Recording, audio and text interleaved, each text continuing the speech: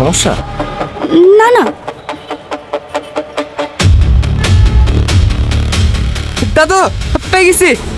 ভাবো, তুমি এমন একটা পরিস্থিতিতে পড়েছ যেখানে একজন মেয়েকে জোর করে টেনে নিয়ে যাওয়া হচ্ছে, আর সে প্রাণপণে চিৎকার করছে, বাঁচান, আমাকে বাঁচান। কিন্তু আশেপাশের মানুষ কেউ এগিয়ে আসছে না। ঠিক তখনই একজন ছেলে এগিয়ে আসে। সে জানেই না সামনে কি বিপদ অপেক্ষা করছে, তবুও সে দাঁড়ায় অন্যায়ের বিরুদ্ধে।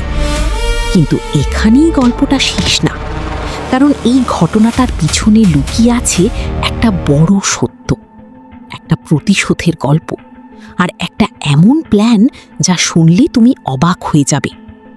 শেষ পর্যন্ত কি হয়েছিল?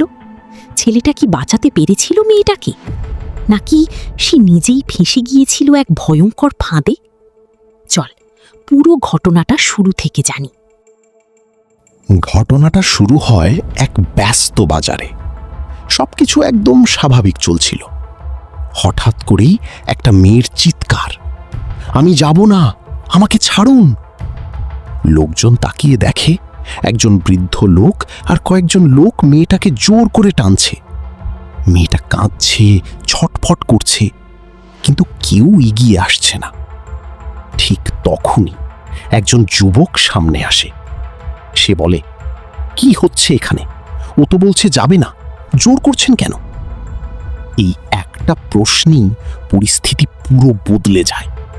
কারণ যারা মেয়েটাকে নিয়ে যাচ্ছিল তারা সাধারণ মানুষ ছিল না। ওদের চোখে ছিল রাগ আর মুখে ছিল হুমকি।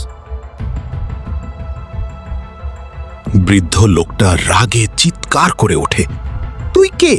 আমাদের ব্যাপারে নাক গলাচ্ছিস কেন? মেয়েটা তখন সুযোগ নিয়ে বলে, ও আমার বয়ফ্রেন্ড। এই কথাটা শুনেই পরিস্থিতি আরো খারাপ হয়ে যায়। লোকগুলো ছেলেটাকে ধরে ফেলে। তারা বলে, ও এই মেয়েকে প্রেমের ফাঁদে ফেলে পালিয়ে নিয়ে যাচ্ছিল। চারপাশের মানুষ এখন উল্টো ছেলেটাকেই সন্দেহ করতে শুরু করে। আর এখানেই গল্পটা প্রথম টার্ন